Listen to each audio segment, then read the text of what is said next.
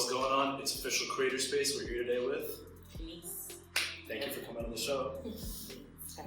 So first I want to ask you, obviously you're from New York, from Brooklyn. How does being from New York and also your Jamaican and Cuban heritage influence your music? It influences it a lot. I think a lot of my sound is just influenced by the sounds of like New York and like how our culture has really driven hip hop. Like we all know hip hop was born in the Bronx, and I think for me, I like to mix my sounds from different aspects of that. So I think also recognizing that hip hop was started by Puerto Rican and Black people in the Bronx, like that's a big part of how the culture got to be what it is. And for me, participating in that and adding my voice to that is really important. And bringing my identity to my music is like basically all our music is about anyway. So like if I wasn't doing that, I wouldn't be like fulfilling my purpose as an artist personally. It's a big deal for me. Definitely bringing in sounds from like on my first project, I did some sounds that were influenced by like Jamaican dancehall rhythms or reggae rhythms. And for my project I'm working on after it's released, I'm trying to tap more into my bilingual side and do something in Spanish. So. Oh, you speak Spanish? Yeah, I'm the only one in my family though, so like. You like learning in school? Yeah, but my great grandmother used to speak it and she didn't pass it on because she moved my grandmother and her sister to Jamaica when they were really young, so it kind of died with her. It's almost like a reformation. Absolutely. So you're talking about your influence by New York. I also want to talk about artists. What artists or people would have been most influential in your life? That's a hard question. The way that I listen to music is very global and kind of diverse, so it's not like I can really name specifics, but I think based off of the playlist I have on Spotify for it, definitely always been inspired by Lauryn Hill and her pen. Like when I've done my checks here at Wesleyan, that's always been a big thing for me, and always doing a Lauryn Hill cover here or there. Definitely also Queen Latifah, like no shade to any barbs, but Queen Latifah is my personal queen of rap.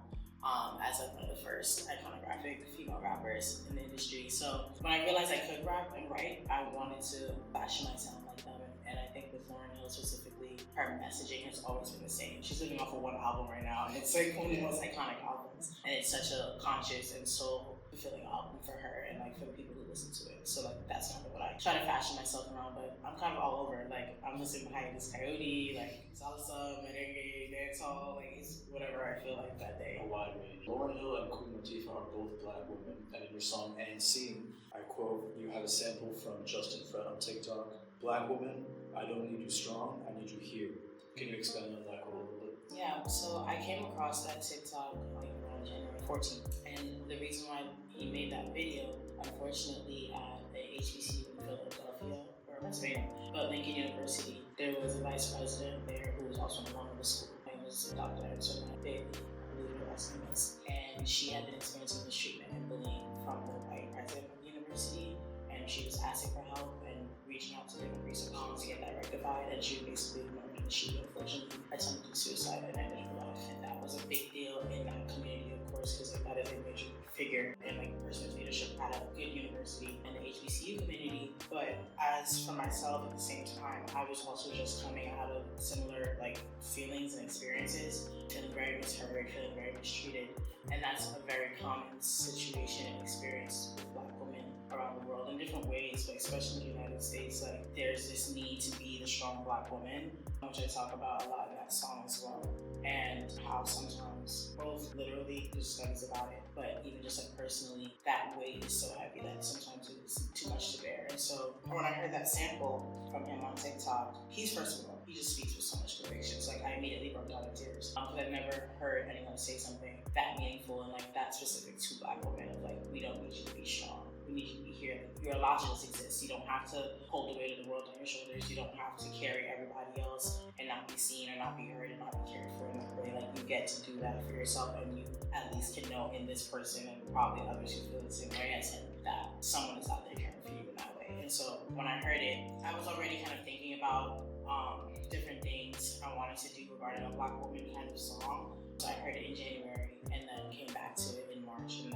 I'm so grateful that he actually said I could release it, because I emailed him like at 12 a.m. in the morning and I was like, hey, this video was so powerful and here's the things I'm going through, here's what I'm writing about in the song. And he immediately got back to me like within like 2 minutes. 2 minutes, like literally. He was like, I'm so excited to hear it, let me know when it comes out, and like of course you can use it. And so I think it was just the perfect compliment to everything that I was talking about. And that song is like really personal to me, and it also then feels like something that other Black women can relate to. Yeah, it's just a message and like a hope to Black women to know that it's okay to like be yourself and to be authentic and not to be strong all the time. And even if you are still being that strong person, you deserve a life of ease. Because I think that's a big thing, like, especially for myself, even in spaces like West End, like as a Black woman, I was in a lot of leadership and I was like doing a lot of stuff, and it sometimes feels like you don't have the space or grace to be human. Like either the space is not available for you, or people are just not offering you that same level of respect or humanity that they would give to other people. And like I said, like it can really do so much damage. Like there's so many different studies of Black women suffering from like higher rates of heart diseases and other things that come from just being so stressed out and so overwhelmed all the time and feeling like you don't have any outlets or spaces to release that. And so part of the song for me is like acknowledging that that is just unfortunately our reality, but also like hypothesizing on what it could be like to escape from that and like what it means to like seek that for yourself. So on your album, Thoughts and Half-Fan Major, which is also your thesis, obviously you're talking about what it could be to escape this kind of social pressure.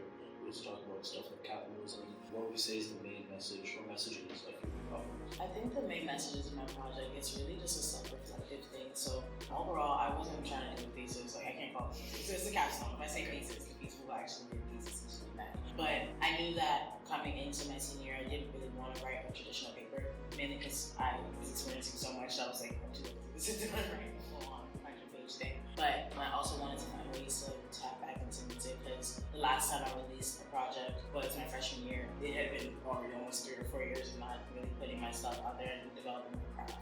And so when I kind of came to the consensus that I do want to do an album, it was really last minute in terms of deciding that. It was like that in December. So I already missed the thesis deadline anyway. But I think for me, it is a project that is a synthesizing of what I've learned across the AFM major and sociology, because I was a double major in AFM and social. But I also think it's like my own personal understandings of my positionality and relationality to the things that I was learning about within those disciplines. And then also me just doing what I love to do, which is critiquing on society we live in and finding new ways to like explore, talking about liberation, talking about activism and things like that. So yeah, I think that's kind of the main crux of it, because for me, art has now kind of become my voice in my activism space. Like I used to be a really hands-on activist when I was in high school, and around 2020 when I was coming here, and George Floyd and Breonna Taylor and Ahmaud Arbery, that was a big thing that was going on that I was talking about. I was really hands-on there, even virtually, and creating like infographics and spreading resources and things like that. But like, as a Black person, as a Black queer woman, that is taxing and trying, and it does a lot, and it wears you down. And it also like, just made me lose a lot of hope in the things that I was experiencing, and realizing like maybe there's not much room for liberation, and maybe there isn't much room for the possibility of this future that I want to be a thing. And so when I started really tapping into music again, it gave me that hope again. It gave me an outlet to like express those things and explore where I want to go and like what I envision my world looking like and how I participate in it. So honestly, like the album is my way of thinking about all those things that I'm always thinking about anyway, because of my experiences and my like, intersectionality, but also like giving myself the chance to like engage other people in that and just start the conversation, because at this point that's like the only real strength that I have to do. I can't be on the ground, I can't be protesting for it, but I can at least help start the conversation and get people thinking. So it's like 3 things in one.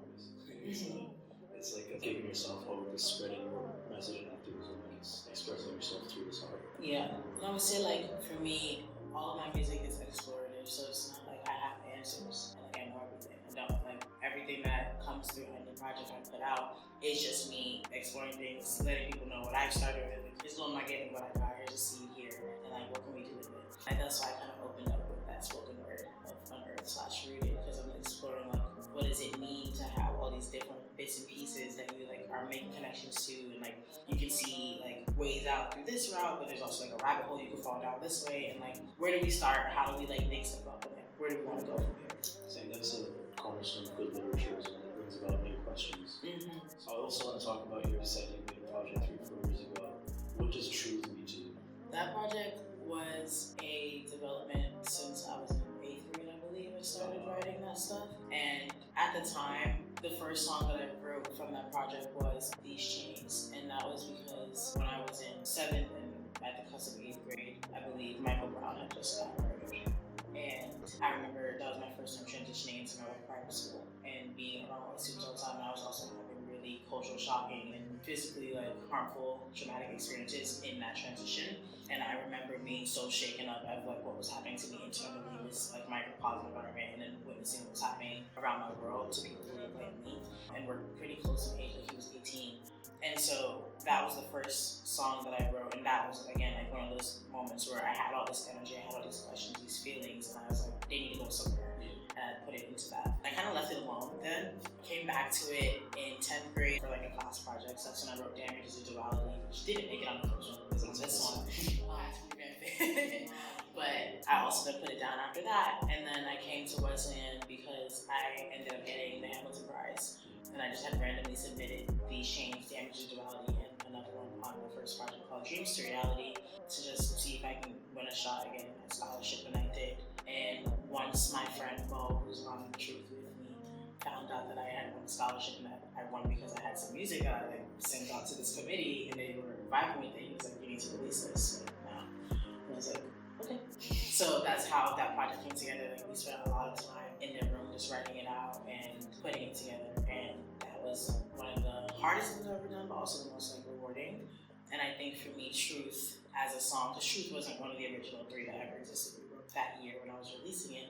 And I think for me, Truth is also one of those multifaceted things. So Truth for me can be very internal and personal. So like uncovering different aspects of myself and figuring out what are my truths and what do I believe in, what do I identify with. And then I would also say Truth for me is, again, doing that explorative work and like investigative work and critiquing what we have been given. And I can't lie, I'm one of those like government conspiracy theorist type people. Like I'm always watching everything that people do and I'm reading into things because I'm just like, at this point you can't trust what they give you face value. So like if they say A, I'm like, okay, well, what about A fine? And like I'm always trying to investigate that way because I feel like those are the things that they're not telling us because they know that they can lead us to a better future or our liberation. And then I think about Truth in general as like a call to the government, to America, like to systems and people who run those systems of oppression to just stop playing at this point. Like a lot of people are waking up, a lot of people have been awake. Just tell us the truth of what you're doing. Like for me, if you're gonna be a racist, don't sugarcoat it. Be a racist, like live your truth. But I just think it's important for people to really tap in and to like not just take everything as it's given. Like always question, challenge. Like that's just what I like to do a lot. And that's kind of what Truth became for me. Yeah, that's why that song was so important to like add to the album because I was like, we need something to get us there. Truth is about investigation. Yeah. So Truth is about investigation. I know you're in a master's program in investigating other things. What are your next moves musically?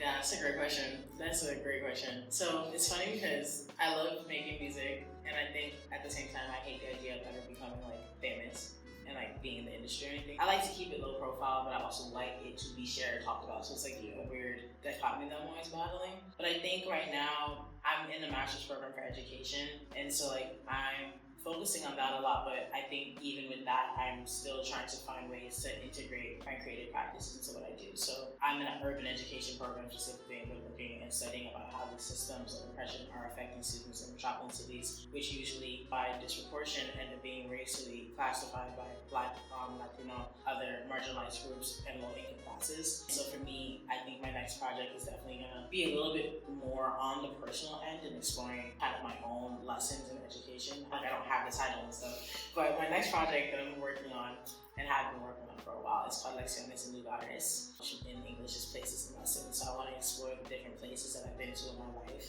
and just talk about the lessons that I've learned in those spaces and how different things that I've experienced have informed me and shaped who I am.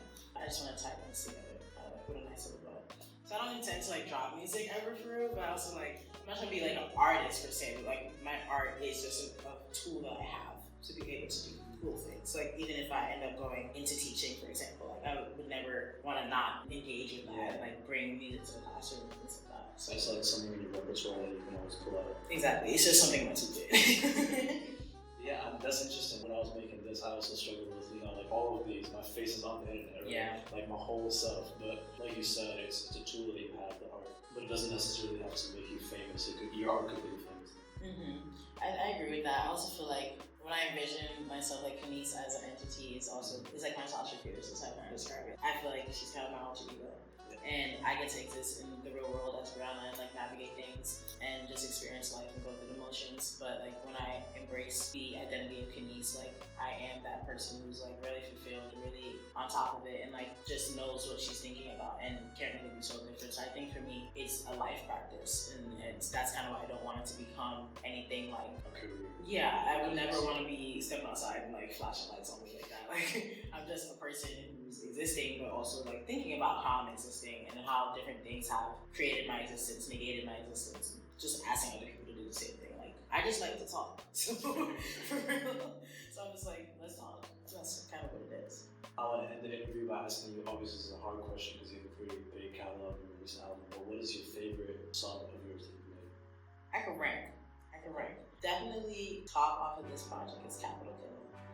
That is top tier, one of the best things I've ever written, and the process of getting there was a long process. But I'll come back to why it's my favorite. And I think after that it's Unseen and Yet Me Out's Cry for sure. Unseen because of the reasons that we talked about, just how emotional it is for me, and like it just sounds great. I'm trying to dip into working with sampling more. It's not something I've done. I self-produce and compose all my music, so like I'm not like trained in anything. Like everything I've learned is from YouTube or just my friend who's taught me how to use Logic. But I definitely am proud of the way that came together narratively. And then Yummy House Cry is just really important to me because I got to collaborate with Indigo Kai, who you should tap into because they're out here at Westside and one of my closest friends here. And if it wasn't for them hopping on the chorus would not sound the way it does with the way I originally was. It was trash. And then my partner, May and Shanti, wrote this spoken word for the end of that. And it's really beautiful. And I just want to cruise and like listen to it like on a body of water, and it was like, it just shows from there. So like they're up there. But Capital Killer, definitely, because I think it's the first time that I really challenged myself to write something and say the things that I'm sometimes afraid to say for different reasons, and I guess some of those are conspiracy reasons. But challenge myself to say things that I'm afraid to say and to really just explore a different way of rapping and doing my craft. Like on the first project I did, I had Civil War freestyle, which was kind of a similar style in which I was practicing rapping fast for the first time and like doing more of a drill or trap kind of beat, which kind of deviates from my original style of music because I'm more like a jazzy R&B kind of singer and artist if you think about my sonic catalog. But I think when I was making the beat, I was like, and I was like, we gotta put something like crazy on this. Like this has to cook. And so I think I'm just most proud of it because it's something that I come back and listen to. I don't like to listen to my music a lot, but I listen to that one a lot. And the person who's on it with me is like one of my best friends. He's also an amazing independent artist. His name's Kiiren Aamer. He was also my first project. But like anytime I'm gonna do a song that's like, this is the one that I really like, I always hit him up. I'm like, hey, here's what I'm thinking about, here's the verse, or here's like, this the themes, and he'll come back with a crazy verse. And so like, when he sent me the verse for this one, I was like, damn, it's crazy. It's so good. And it just came together perfectly with the message, so definitely. All right, well, thank you for coming on the show. Thanks for having me.